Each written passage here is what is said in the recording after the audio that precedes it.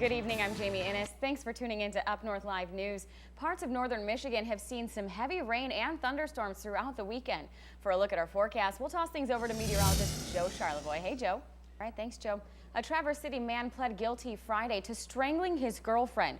Sean Jones was convicted of assault with intent to do bodily harm, assault by strangulation, and unlawful imprisonment.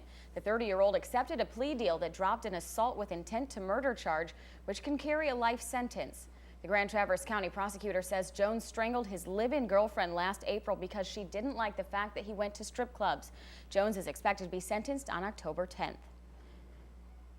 The Mecosta County Sheriff's deputies are looking for the person who stole a log splitter from Mann's Small Engine Repair Saturday. Witnesses say a white or light-colored SUV like a Tahoe or Yukon was seen leaving the area around 8:45 Wednesday night with the log splitter in tow. The log splitter is orange and black. If you have any information, please call the Mecosta County Sheriff's Office at 231-592-0150. Michigan State Police is looking into who left behind a meth dump site in Wexford County Saturday. We're told a logger pointed police to a wooded area near Buckley, about 20 miles south of Traverse City. After investigating, the meth response team cleaned up the site. The Traverse Narcotics team is asking the community to come out and be on the lookout for similar hazardous dump sites.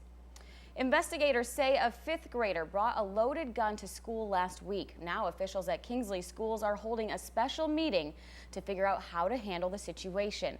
The meeting will be held at the high school library starting at 7. It's open to the public. A disciplinary hearing for the 11-year-old boy is also scheduled to take place tomorrow night.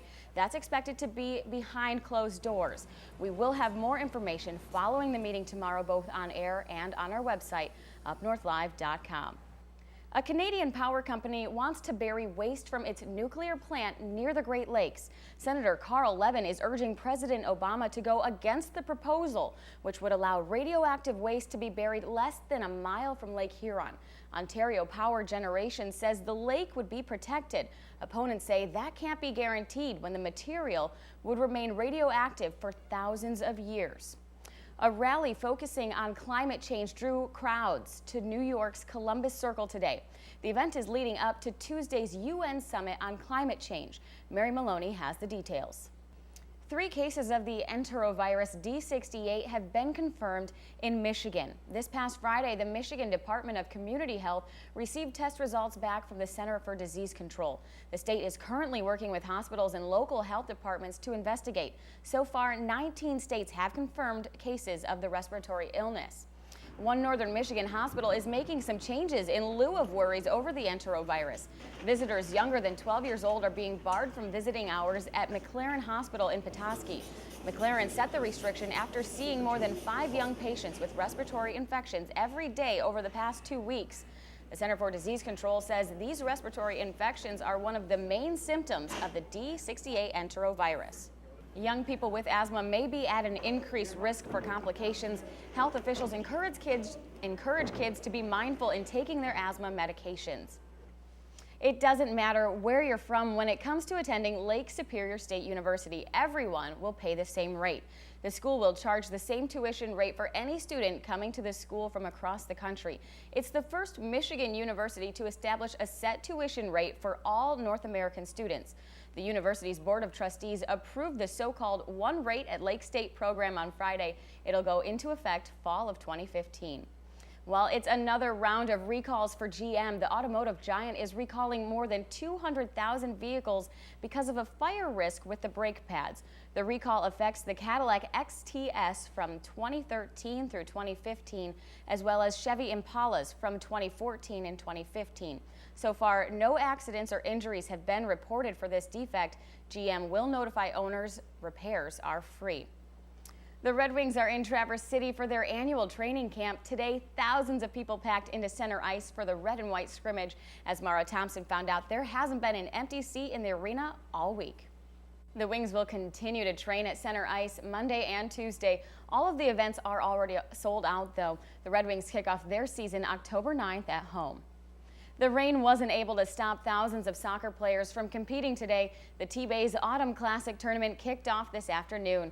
200 teams from around the state participated in the tournament. Boys and girls ages 9 to 18 were out on the fields. T-Bays has been holding this tournament for more than 15 years. The director says the city is the reason teams come back each year. The Autumn Classic is one of the 2 tournaments T-Bays hosts. They also have the Cherry Capital Cup in May.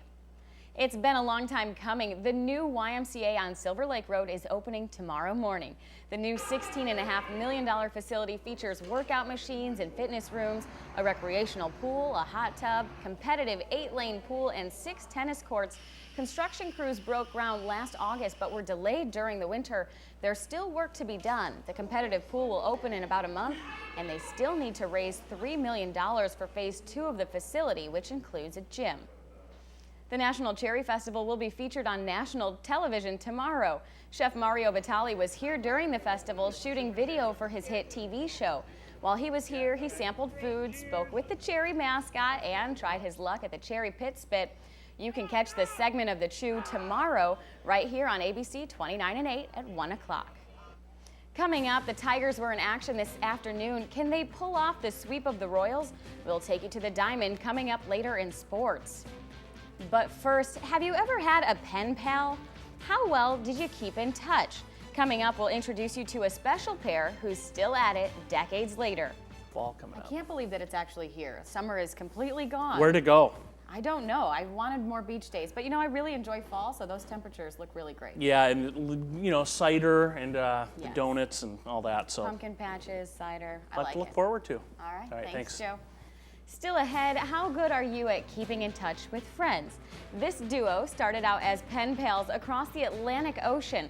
Find out how they've maintained a close friendship for more than 70 years. That story is next on Up North Live News at 11. It's a transatlantic friendship that began with a stroke of a pen. Now, 71 years later, 2 pen pals are getting a chance to spend some time together. Boyd Hubbard reports. Well, the Lions took on the Pack this afternoon. Green Bay has won 23 out of 27 games against the Lions, but can the Blue hold on for a win? Stick around, sports is next. The Tigers were looking for a complete three-game sweep in a crucial series against Kansas City. Can they hold on? Well, we'll jump to the bottom of 4. Rick Porcello on the mound for the Tigers today. The Royals are going to send this one down the first baseline, and it's fair, and unfortunately, it's in the corner. That's a 2-run triple for Kansas City, and that's all she wrote for Porcello. Royals are up 4-2. Royals are going to add another run off of Phil Koch, but it's crunch time for the Tigers here with 2 outs, nobody on base in the 9th inning. Rajai Davis hits this bouncer to short for the easy 6-3 out. Well, maybe it was a little closer than easy, but game over. Kansas City Royals hold their AL wildcard spot by beating the Tigers, avoiding the sweep, and they moved within 1.5 games of the AL Central leading Tigers. NFC North rivals Detroit and Green Bay met for the first time this season and 170th time in history. This game was all about defense. Earlier in the first quarter, Lions capitalized on a Packers fumble. Cornerback Don Carey scoops up the ball and is off to the races as he returns it for a 40-yard touchdown. 7-0 Lions. In the second, tied at 7s after an outstanding interception off Matthew Stafford, the Lions fight back, stopping Eddie Lacy in his tracks for the safety. Lions are up now 9-7. In the fourth, let's just, give the ball to Reggie Bush and let him go. That's what he does best. 26 yards later, Lions seal the win, a first for the Lions against Green Bay with a healthy Aaron Rodgers. With that, my fantasy team loses. Lions win 19-7. Well, there's a time to party, and then there's this. Lions middle linebacker Stephen Tulloch sacks Aaron Rodgers and decides to drop a discount double check and lands awkwardly on his knee. He left the game and is out with the injury. Brad Keselowski took the pole for the Sylvania 300 today, but last week's win wouldn't have the same luck for him on the track this week. Joey Logano took the checkered flag at the New Hampshire Motor Speedway. Kyle Larson, Kevin Harvick, Jamie McMurray, and Jimmy Johnson rounded out the top 5. Keselowski came in 7th. That's a look at sports. We'll be right back. I like it. It's time for fall. I love the leaves falling. They're going to be changing pretty soon. They are. All right. Thanks, Joe, and thanks for making Up North Live your choice for news on a Sunday night. We'll see you back here at 6:30.